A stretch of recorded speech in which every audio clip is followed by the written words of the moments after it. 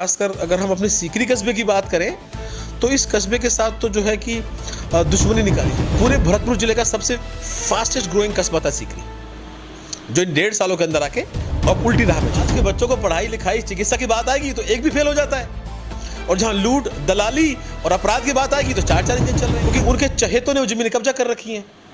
अगर वो भवन के पैसे आएंगे तो जमीन खाली होगी तो साहब वहाँ पे आवासीय विद्यालय बनेगा, तो सैन्य समाज की कुछ बेटियां या कुछ और बेटियां वहां जाके अच्छी शिक्षा हासिल जो है, जो हमारे पुराने काम चल रहे हैं उन्हीं को कंप्लीट करके उन पे बोर्ड लगा रहे हैं, पत्थर लगा रहे हैं छोटा मोटा। चलो कोई बात नहीं, जो हमने जहां काम करवा रहे थे उनकी जगह बदल रहे हैं, उनके नाम बदल रहे हैं। चाहे इंजन 4 लगा लीजिए, आप कोई काम आप करें तो उसे बताए तो सही। 1.5 साल के अंदर नगर के अंदर कोई ऐसा काम नहीं हुआ जो ये गिना सके कि हमने इसको बना के चालू कर दिया, जनता को लाभ मिल रहा है। तहसील हम बनवा रहे थे, तहसील का नया भवन बन रहा था, उसका काम रोक दिया गया।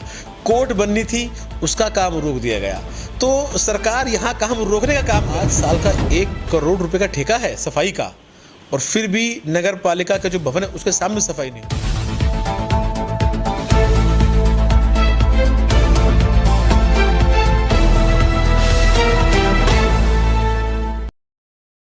नमस्कार साथियों, आपका एक बार फिर से स्वागत है दैनिक खबर शेखावाटी के एक नए एपिसोड में। और अभी हम मौजूद हैं डीग जिले के सीकरी में। जैसा कि आप सभी लोगों को मालूम है कि अपना एक प्रोग्राम चल रहा है शख्सियत, और हम राजस्थान की हर शख्सियत से आपको रूबरू करवाते हैं। उसी के तहत आज हमारे साथ में सीकरी से वाजिब अली जी साथ हैं। उनसे हम जानेंगे कि उनके द्वारा इस समाज के लिए क्या क्या कार्य किए जाते हैं, साथ ही ये समाज के लिए कैसे तत्पर रहते हैं और यहाँ के समाज के लिए ये कैसे सहयोग करते हैं।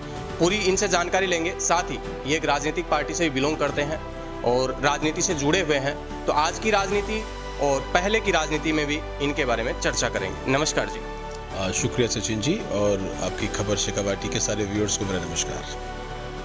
आपके द्वारा जो समाज के लिए विकास कार्य करवाए जा रहे हैं, यहाँ पर हमेशा विकास के लिए तत्पर रहते हैं। जैसे कि अभी भी आप आउट ऑफ कंट्री आप रहते हैं, फिर अभी भी आज दौड़ के आए हैं इस समाज के लिए, तो ये प्रेरणा कहाँ से मिली आपको और आप ये क्यों निरंतर करते जा रहे हैं? देखिए, पूरा इलाका ही हमारा परिवार है, सभी समाज हमारे परिवार का हिस्सा हैं, और मैं लगभग 12-13 साल से राजनीति में हूँ। जब मैं इस काम में आया तो सभी लोगों ने मुझे बहुत प्यार दिया, सम्मान दिया, और मुझे प्रदेश की सबसे बड़ी पंचायत में चुन के भी भेजा। तो मैं अपना दायित्व समझता हूँ, जहाँ मुझे मौका लगे या ऐसा कोई अवसर होता है तो ज़्यादा से ज़्यादा उसमें हिस्सेदारी हो, उसमें सहयोग हो, और लोग जो अच्छे काम करते हैं उनका मनोबल बढ़े, और अच्छे कामों के लिए प्रेरणा हम सबको मिले, हमारी नई जनरेशन को, हमारी जो संस्कृति है, हमारी जो धार्मिक चेतना है वो नई जनरेशन तक भी पहुँचे। तो इस सारे काम जो है चलते रहते हैं, और मुझे जहाँ भी मौका मिले हमेशा मैंने वो काम किए हैं। आज भी एक सुबह बालाजी महाराज के लिए एक पैदल यात्रा निकली है, तो हम और हमारी जो यहाँ से भरतपुर से सांसद हैं संजना जाटव जी, और हमारे इलाके के क्षेत्र के या पार्टी के सारे जिम्मेदार साथी उसमें शामिल हुए। हम दुआ करते हैं कि वो यात्रा सक्सेसफुल हो और आगे बढ़े। अच्छा, जैसे कि अभी की अपन बात करें, जैसे कि आप बता रहे हैं कि हमेशा इन्हीं समाज के बीच में रहते हैं, और जब भी आपको याद करते हैं आप यहाँ पे हर टाइम में इनके साथ में खड़े होते हैं।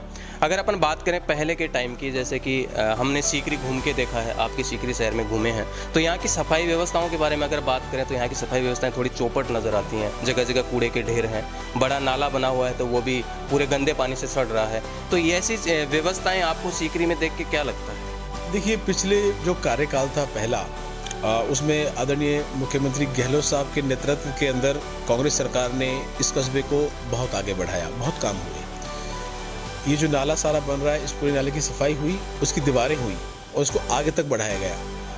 इसके दोनों तरफ जो है लाइट लगाने के लिए पोल अभी भी गड़े हुए हैं। लेकिन जब सरकार बदली तो जो दूसरी सरकार आई, उन्होंने दुर्भावना के तहत वो सारे काम रोक दिए गए। पहले ये सिर्फ खाली ग्राम पंचायत थी, काम करने के लिए इसको नगर पालिका बनाया गया, और आज साल का 1 करोड़ रुपए का ठेका है सफाई का, और फिर भी नगर पालिका का जो भवन है उसके सामने सफाई नहीं हो पा रही। तो कहीं ना कहीं लोगों की जो वक्त की जो सरकार है, इसकी कथनी और करनी में अंतर है, और ये लोग काम नहीं करना चाहते। और खासकर अगर हम अपने सीकरी कस्बे की बात करें तो इस कस्बे के साथ तो जो है कि दुश्मनी निकाली जा रही है। शायद ये मेरा परिवार है, मेरा घर है, मेरा गांव है, इस वजह से ये जो है काम चल रहे थे सारे काम रोक दिए गए। यहाँ बगल में एक कॉलेज बन रहा है, कॉलेज की बिल्डिंग जो है 2 साल से उसका काम रुका हुआ है, और बच्चे जो है वो बेचारे जो कॉलेज के बच्चे हैं वो कम जगह में पढ़ने के लिए मजबूर हो रहे हैं। एक अल्पसंख्यक छात्रावास जो बन रहा था उसका काम रोक दिया गया। एक तहसील हम बनवा रहे थे, तहसील का नया भवन बन रहा था, उसका काम रोक दिया गया। कोर्ट बननी थी, उसका काम रोक दिया गया। तो सरकार यहाँ काम रोकने का काम कर रही है और हो सकता है इस कस्बे से मेरा नाम जुड़ा है, शायद इसलिए इसके साथ दुर्भावना हो रहा है, लेकिन ये वो कस्बा है जिसने बीजेपी को पूरी नगर विधानसभा में सबसे ज़्यादा वोट दिए और उसके बाद इस तरह का व्यवहार इसके साथ हो रहा है। ये दुर्भाग्यपूर्ण है, लेकिन देखो ये जनता है आज जो ये सह रही है कि सूद समेत वक्त आने पे वापस भी करती है। तो या तो सरकार या उनके जो नुमाइंदे हैं उन्हें अपनी जिम्मेदारी समझनी चाहिए और जो आम जनता के काम है। आज बिजली के लिए लोग परेशान हैं, अब बिजली विभाग किसी की सुन के राजी नहीं है और कोई आदमी उपभोक्ता किसी कोई काम कराने के किसी विभाग में जाए वहाँ किसी की सुनवाई नहीं है। आधे तो ज़्यादा पद हमारे खाली पड़े हुए हैं, उन्हें कोई भर नहीं रहा है। तो निश्चित तौर पे सरकार का रवैया कुछ काम करने का नहीं है और पिछले कार्यकाल में जो काम किए गए उनको रोकने का है कहीं ना कहीं, ताकि जनता में ये महसूस ना हो कि भाई उनके द्वारा कोई काम किए गए। तो देखो कब तक रोक पाएंगे, ये तो जनता है और हर चीज़ को समझती है, देखती है। तो ये इस मतलब आप बोल सकते हैं कि एक टाइप की दुश्मनी का मतलब बदला लेना सा आप बता रहे हैं इस चीज़ को। तो इसका कारण क्या है, ये क्या कारण हो सकता है कि विकास कार्यों को मतलब उसमें ही रुकावट पैदा किया जा रहा है, तो वो तो जनता को उसका खामियाजा भुगतना पड़ रहा है। खामियाजा जनता ही भुगत रही है। पिछले कार्यकाल में हमारे कस्बा सीकरी के लिए लगभग 5 करोड़ रुपए के बजट सैंक्शन हुआ, टेंडर भी हो गया था, उसका वर्क ऑर्डर जारी हुआ और वो भी अभी तक काम नहीं हो पा रहा। 1.5 साल तो सरकार को हो गए, टेंडर होने के बाद वो काम नहीं करा पा रही ताकि पीने को पानी लोगों को मिल सके, वो काम नहीं हो पा रहा। सफाई व्यवस्था की मैंने बात आपको बताई दी है, ना कोर्ट हो रही, ना तहसील पास हो रही है। अस्पतालें जो हम ग्रामीण क्षेत्रों में खुल रहे थे वो रोक दी गई हैं। बिजली घर हमारे यहाँ बन रहा है, सबसे बड़ा बन रहा है, उसका काम नहीं चल पा रहा। एक बिजली घर उसको शिफ्ट कर दिया गया है। तो कहने को कि पिछले सरकार ने बड़े काम किए और ये अब कोई काम तो कर पा नहीं रहे, तो कहीं ना कहीं इन्हें अपनी इमेज को बचाने के लिए उन कामों को ख़राब करना ही अपना मकसद समझ रखा है। लेकिन इसका खामियाजा जनता को भुगतना पड़ता है, नेता को नहीं। आम पब्लिक जो यहाँ की जो जनता है वो इसकी परेशानी भुगत रही है, तो ये वो दुर्भाग्यपूर्ण है। जैसे कि अभी आपका जिला भी नया बना है, डीग जिला, तो इसके बारे में अगर अपन चर्चा करें कि डीग जिला बनने से इस क्षेत्र को लाभ हुआ है कि कुछ नुकसान हो रहा है, इस चीज़ के बारे में कुछ बताएंगे आप? लाभ ही हुआ है, क्योंकि जब जनता को जिला कलेक्टर कार्यालय जाना पड़ता है, बहुत दूर होता था पहले जाना, अब नज़दीक हो गया। कांग्रेस सरकार ने इसी हम सबकी रिक्वेस्ट पे ये जिला बनाया ताकि जनता को न्याय टाइम से मिल सके। कलेक्टर साहब अलग से बैठ गए, एसपी साहब अलग से, और सारे जिले के अधिकारी जो है वो लगभग बैठ चुके हैं और अब क्रियान्विति की बात है। बस कुछ चीज़ें हो रही है, कुछ चीज़ सरकार अपनी तरह से करेगी, खैर करेगी, लेकिन इससे बहुत फ़ायदा हुआ है आम जनता को। जो लोड था पूरे जिले का वो डिवाइड हुआ है और मैं धन्यवाद देना चाहता हूँ गहलोत साहब का कि उन्होंने बहुत बड़ा कदम इस क्षेत्र के लिए उठाया और जनता सदैव उनका आभारी रहेगी। तो अगर अपन बात करें, जैसे आप कांग्रेस पार्टी से बिलोंग करते हैं, तो आप कांग्रेस के सराहनीय कदम हमेशा बताएंगे और आपका एक कर्तव्य भी बनता है कि आप हमेशा बताते रहें। लेकिन वहीं पे अपन बात करें बीजेपी पार्टी की, तो वो तो बोलती है कि हम डबल इंजन की सरकार है और पूरे राजस्थान में विकास है वो तीव्र गति से हो रहा है। नहीं, वो विकास गिनाए तो सही, चाहे डबल चाहे इंजन 4 लगा लीजिए आप, कोई काम आप करें तो उसे बताए तो सही। 1.5 साल के अंदर नगर के अंदर कोई ऐसा काम नहीं हुआ जो ये गिना सके कि हमने इसको बना के चालू कर दिया, जनता को लाभ मिल रहा है इस बात का। उल्टा जो पहली जन कल्याणकारी योजनाएं थी वो बंद कर दी गई, चाहे वो बीमा की बात हो और बहुत सारी चीज़ें थी, उल्टा कटौती हो रही है। कोई नया अस्पताल उन्होंने खोला हो जो चालू हो गया हो, कोई स्कूल उन्होंने नया खोला हो जो चालू हो गया, कोई कॉलेज उन्होंने नया खोला हो जो चालू हो गया हो। बताया तो सही कि उन्होंने करा क्या है। मेरी नगर विधानसभा के अंदर तो कुछ कर नहीं पाए, खाली जो है जो हमारे पुराने काम चल रहे हैं उन्हीं को कंप्लीट करके उन पे बोर्ड लगा रहे हैं, पत्थर लगा रहे हैं छोटा मोटा। चलो कोई बात नहीं, जो हमने जहाँ काम करवा रहे थे उनकी जगह बदल रहे हैं, उनके नाम बदल रहे हैं।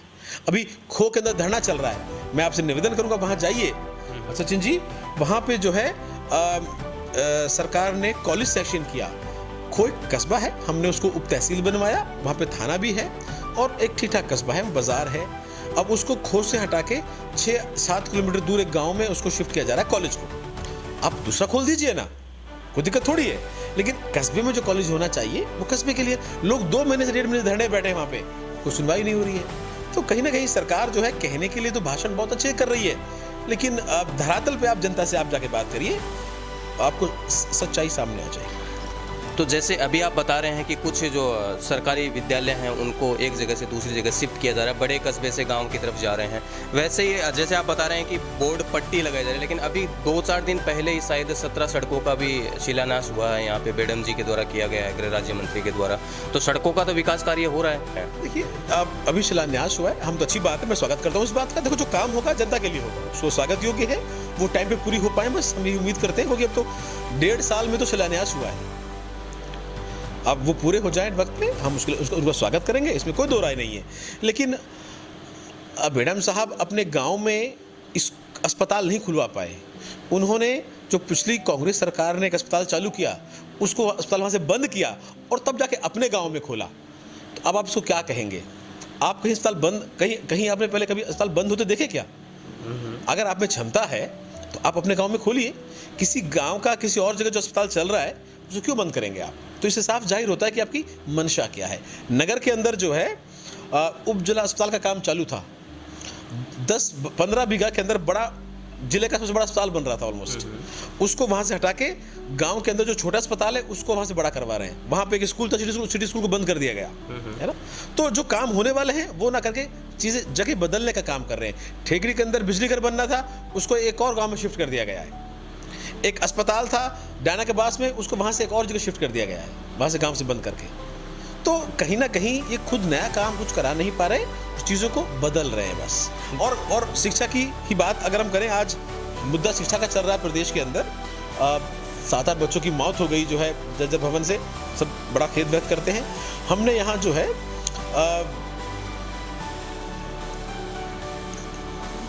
सावित्रीबाई फूले के नाम से एक आवासीय विद्यालय सेशन करवाया।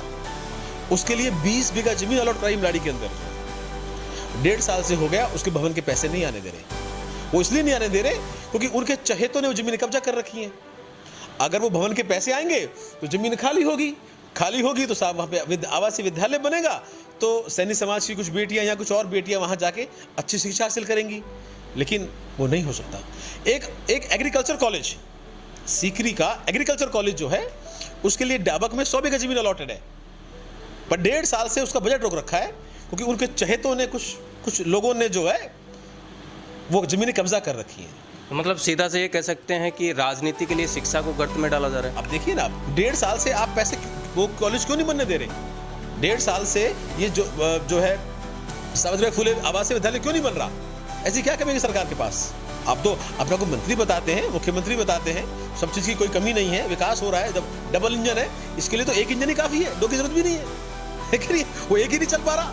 जब समाज के बच्चों को पढ़ाई लिखाई चिकित्सा की बात आएगी तो एक भी फेल हो जाता है, और जहाँ लूट दलाली और अपराध की बात आएगी तो 4-4 इंजन चल रहे हैं। एक पुलिसकर्मी के साथ बदतमीजी होती है, उस चौराहे पे वो रिपोर्ट दर्ज कराता है, खुलेआम गोलियां चल रही है नगर के अंदर, जो है अपराध चौथ वसूली करी जा रही है और उनका कुछ नहीं बिगड़ता। सड़क पे गोलियां मारी जा रही है लोगों को रोककर, सभी उनके चाहते हैं। लोगों को जो है कि लड़कियों के अपहरण हो गए नगर के अंदर 4-5 अब तक जो है, सबको उनका संरक्षण है। वहाँ तो 4-4 इंजन चल रहे हैं, और जहाँ चिकित्सा या जहाँ शिक्षा और यहाँ जहाँ आम जन की सुविधाओं की बात होती है, वहाँ एक भी इंजन स्टार्ट नहीं हो पा रहा। बिजली की व्यवस्था पिछले 1 हफ्ते में चौपट हुई पड़ी है। यहाँ पे जिले का सबसे बड़ा बिजली घर बन रहा है, लेकिन और इसका उद्घाटन भी कर दिया सीएम साहब ने। 132 kV के बिजली घर का हमने बनवाया, सीएम साहब ने, सेक्शन गहलोत साहब ने। उसमें मशीन लगी है 66 kV की। उद्घाटन 132 का, मशीन 66 की है, तो एक इंजन भी पूरा नहीं चल पा रहा। तो डबल इंजन कहाँ आएगा? तो मतलब क्या सरकारें झूठ बोलने का काम भी करती हैं? आप देखिए, आप जाइए, यहाँ से 1 किलोमीटर दूर है, आप पट्टी का पढ़िए। 132 kV का उद्घाटन इस तारीख को मुख्यमंत्री साहब ने किया, हमारे जो है भजन लाल शर्मा जी ने। और उन अधिकारियों से पूछिए कि इसमें मशीनें कितनी है, इसकी आउटपुट कितना है, पावर कितनी है इसमें, तो आपको पता चल जाएगा कि कितने इंजन चल रहे हैं। पट्टी पे डबल इंजन है, अंदर एक इंजन भी नहीं है। तो ये इनसे हो क्या रहा है? आम जनता को बिजली नहीं मिल पा रही, लोग परेशान हो रहे हैं, किसान परेशान हो रहे हैं, पढ़ने वाले बच्चे परेशान हो रहे हैं। तो हो सकता है इनको ऐसा लगता हो कि ये कांग्रेस के जमाने के काम है, पर काम जनता के हैं, काम जनता के हैं, किसी कांग्रेस के काम नहीं है। बिजली मिलती है, सबको मिलती है, पानी सबको मिलता है। आज तहसील खुली है, हमने यहाँ उपखंड खोला, तहसील खुली, नगर पालिका बनी, आज हर एक आदमी इसका लाभ ले रहा है। आपके क्षेत्र में हमें एक चीज़ और सुनने को और देखने को मिली है कि पीने के पानी की बहुत ज़्यादा भारी समस्या है, तो उसका कुछ समाधान यहाँ पे कुछ हो सकता है? जैसे कि आप भी पहले रहे हैं इसी कुर्सी के ऊपर और अभी जैसे कि बेडम जी भी हैं, तो आपकी राय उनको भी मिल जाए, किस हिसाब से समाधान हो जाए तो जनता को फायदा हो। बिल्कुल सही बात है। देखिए, जब पिछली सरकार ने जेजीएम योजना के अंदर हर गांव में स्कीमें बनाई और सबका लगभग 70 से 80% काम पूरा हो चुका था। अब वो सारी स्कीमें बंद पड़ी हैं। गढ़ी मेवात या खो या परसोबा के अंदर तो बिजली के कनेक्शन की फाइलें भी लग गई थी, ताकि जो गाँव को पानी मिलता है, वो 1.5 साल से सारे काम रोक दिए गए। अब उसका ये बहाना बनाते साहब इसमें धांधलेबाजी है, ये है वो है। धांधलेबाजी है तो आप जांच करिए, आप कार्रवाई करिए, कोई दिक्कत थोड़ी। लेकिन वो स्कीमें क्यों बंद कर दी? वो पानी, चंबल का पानी क्यों नहीं मिल पा रहा लोगों को? उन्हें ये काम पूरा करना चाहिए था कि जब तक पीने का पानी तो कम से कम मिले। सीकरी कस्बे के अंदर जब हमारे वक्त पे चंबल का पानी आया, लोगों को पानी पूर्ति होती थी। आज 6 दिन नल नहीं आ रहे, रास्ते में ही लाइनें तोड़ दी जाती हैं, उन पर कोई कार्रवाई नहीं हो पा रही। तो कहीं ना कहीं जो है सरकार का ध्यान आम जनता की जरूरतों पे नहीं है।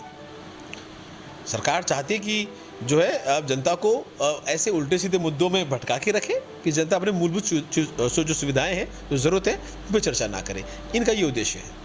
अच्छा, जैसे हम आपके बारे में एक चीज़ और सुनने को मिलती है, अगर हम सीकरी क्षेत्र में आते हैं तो आपके द्वारा एक बात बोली गई थी जब आप कुर्सी के ऊपर रहे थे कि मैं सीकरी को दिल्ली बना दूंगा।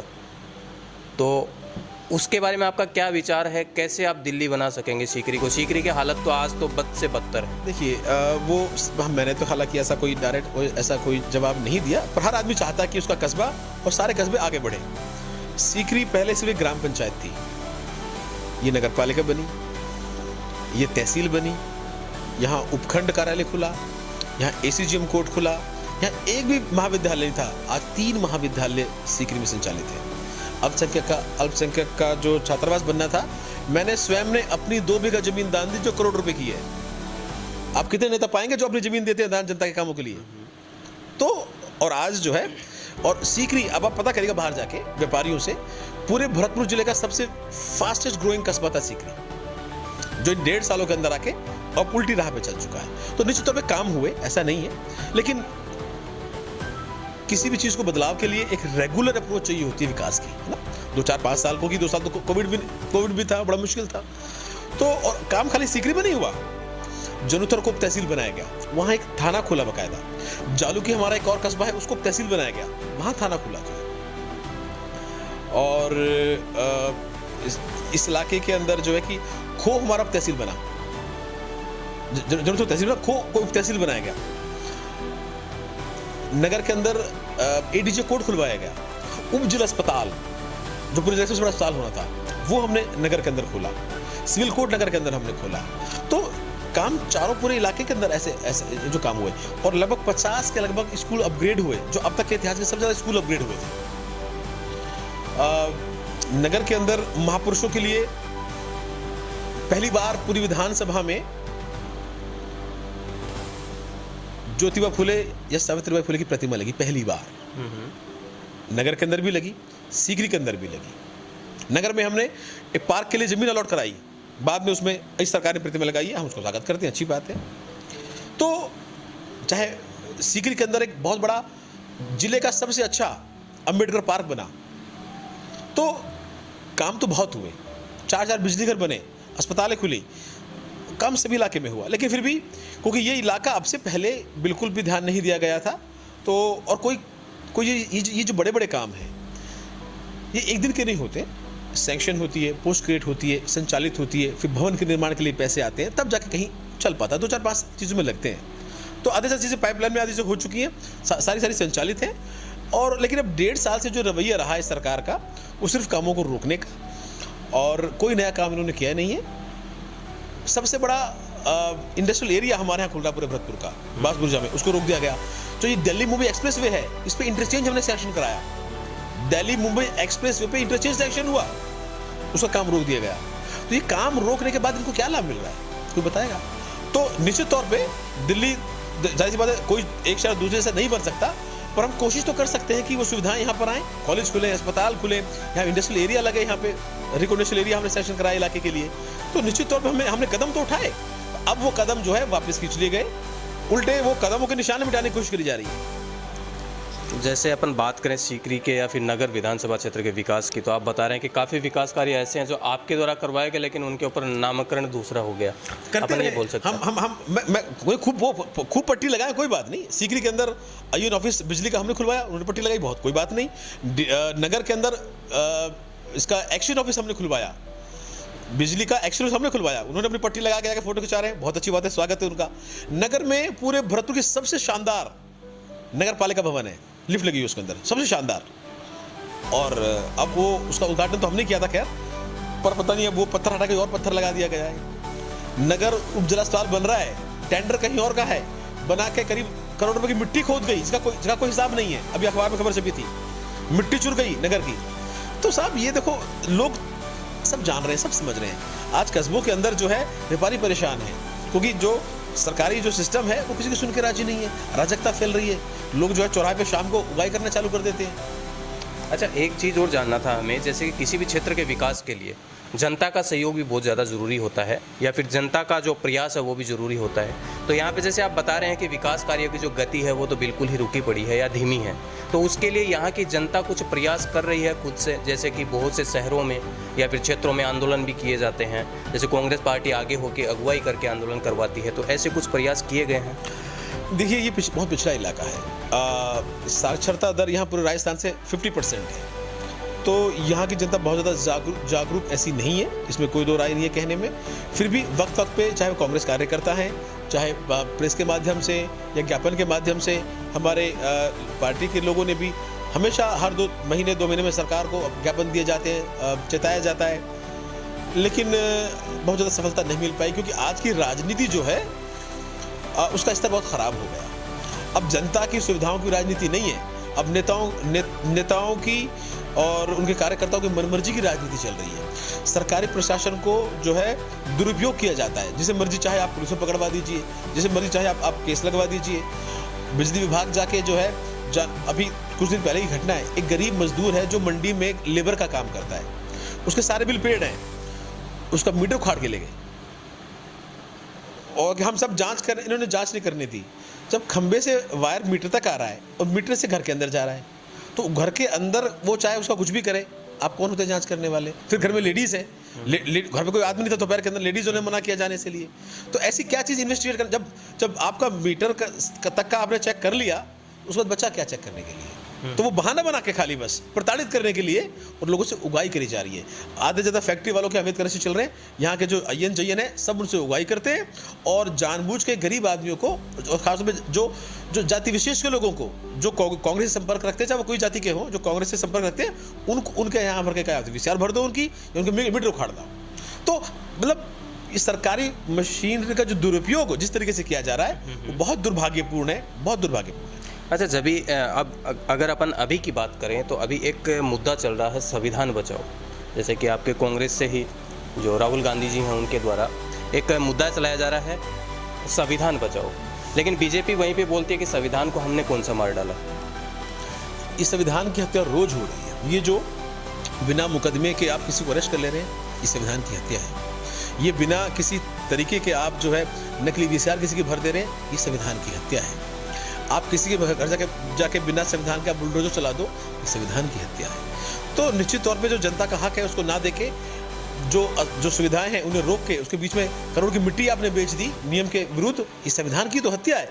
संविधान का मतलब ये नहीं है कि आप कानून को कोई फाड़ के फेंक दोगे, इतनी हिम्मत तो आप में नहीं है, लेकिन दुरुपयोग जिस तरीके से आप कर रहे हो, यहाँ की पुलिस दिन रात जो है कि नकली उगाई कर रही है।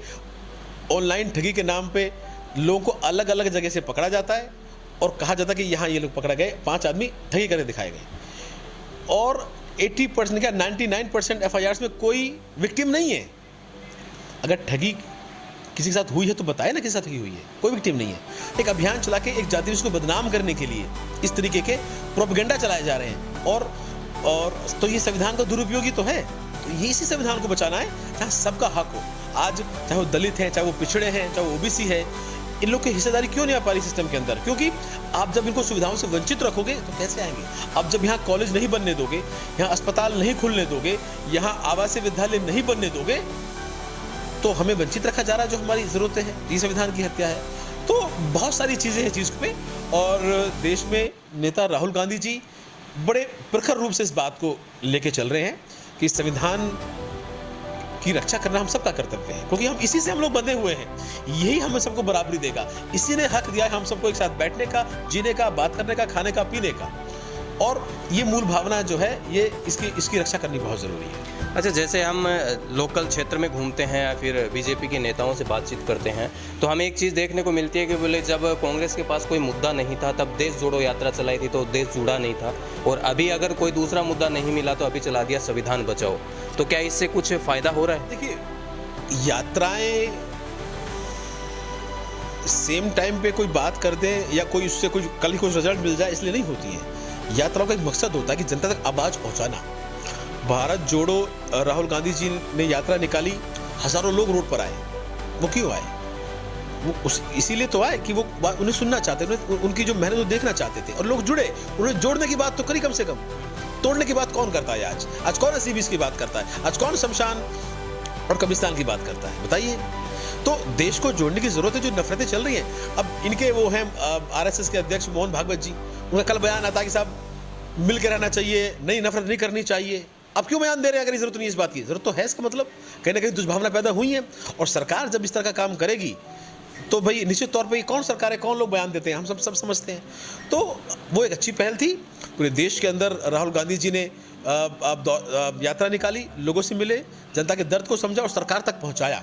और आज भी वो लोग संसद में जनता के दर्द को सरकार तक पहुंचाते हैं। जातिगत जनगणना क्यों जरूरी है, ये पता होना चाहिए कि भाई कौन जाति की कितनी संख्या है, आज उनकी हालत क्या है।